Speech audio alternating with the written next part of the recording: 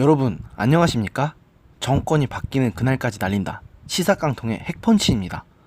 이번에는 문재인 정부가 우리나라에 남기는 유산이 대체 무엇인지에 대해서 한번 이야기해보고자 합니다. 이명박 대통령은 말은 많을지언정 4대강 정비 산업과 자원외교 등을 통한 유산을 남겼고, 노무현 대통령 역시 제주 해군기지와 한미 FTA로 대표되는 유산을 남겼는데, 문재인 정부는 대체 어떤 유산을 우리 후대에게 남길 것인지 한번 살펴보겠습니다. 첫 번째, 우리 편이면 뭐든 다 해도 된다는 집단 이기주의와 선민 사상입니다. 지금 정부의 행동을 보시면 알겠지만, 지금 언론들도 야당, 특히 자유한국당만 부각시켜 비판하고 현 정부와 여당, 그리고 그 지지자들의 행태에 대해서는 제대로 비판 하나 하지를 않습니다.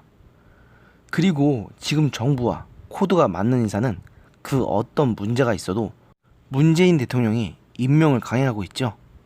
물론 전 정부도 그런 일이 없었던 건 아니지만, 이번 정부는 그 정도가 심해도 너무나 심하기 때문에 말을 하지 않을 수가 없습니다. 이런 모습을 본 우리 아이들과 청년들은 훗날에도 우리 편이라면 뭐든 다 해도 된다는 의식을 가지게 되지 않겠습니까? 이것이 문재인 정부가 우리에게 남기는 아주 찬란한 유산 중 하나입니다.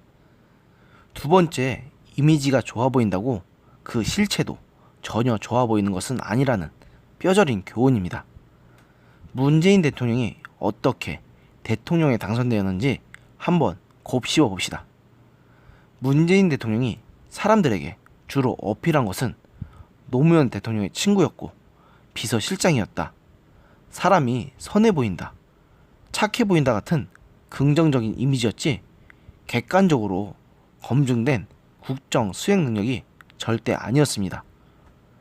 지금 문재인 대통령이 보여주는 국정 수행 능력은 어떤가요? 제가 학점을 매긴다면 저는 F학점 말고는 줄 수 있는 학점이 없습니다. 사실 이미 문재인 대통령의 실체를 제대로 간파하신 분들은 국회의원 시절부터 법안 발의율이 처참한 수준이었다는 점에서 이미 문재인 대통령은 국정 수행 능력이 없다는 것을 눈치채신 분이 많습니다. 그럼에도 불구하고 이미지를 등에 업고 대통령에 당선되었다는 점에서 이미지만으로 무언가를 판단해서는 안 된다는 뼈저린 교훈이 문재인 정부가 우리에게 주는 두 번째 유산이라고 하겠습니다. 세 번째, 정부와 대통령의 총체적 무능으로 인해서 파탄으로 가고 있는 대한민국입니다. 안보관부터 엉망이니 북한, 중국, 러시아, 일본으로부터 대놓고 무시당하고 이곳 저곳에서 굴욕이나 당하고 있는 형편이고, 한미동맹도 스스로 망가뜨려 놓았으니 어디다 하소연할 것도 없습니다. 경제는 소득 주도 성장이라는 말도 안 되는 경제정책을 밀어붙여서 지금 무너져 내리기 일보 직전이고, 이미 무너진 민간 경제를 세금으로 겨우 끌어올린 터라 세금 주도 성장이라는 말까지 나오는 지경입니다. 탈원전 역시 건실한 공기업이었던 한전에게 적자 폭탄을 안겨주었고, 건실하고 세계적으로도 인정받던 우리 원전 산업이 폭삭 망해버리는 재앙만 초래했습니다. 이렇게 사회 곳곳이 무너져 내리는 것이 눈에 보이는데도 광신적인 지지자들은 여전히 우리 대통령님 만세, 끝까지 지지하겠습니다를 외치고 있는 꼴이 저는 정말로 안타깝습니다. 이렇게 지도자 하나 잘못 뽑으면 나라가 진짜 무너져 내릴 수 있다는 교훈이 문재인 정부가 우리에게 남기는 세 번째 유산입니다.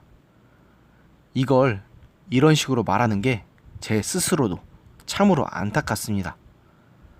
이명박 대통령의 4대강이나 노무현 대통령의 한미 FTA, 김영삼 대통령의 금융실명제 등과 같이 긍정적으로 볼만한 정책이 이번 정부에서는 단 하나도 존재하지 않는다는 것 자체가 너무도 안타깝습니다.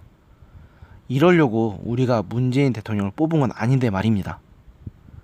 그럼에도 이런 말을 하면 가짜 뉴스나 토착 왜고 등으로 몰리는 것이라는 생각을 하면 참 헛웃음만 나옵니다. 제게 그런 비판을 하시는 분들에게 드리는 물음으로 마무리하겠습니다. 이런 나라를, 이런 유산을 당신들이라면 우리 아이들에게 물려주시고 싶습니까? 그리고 물려주시겠습니까? 오늘의 영상은 여기까지였습니다. 들어주셔서 감사합니다.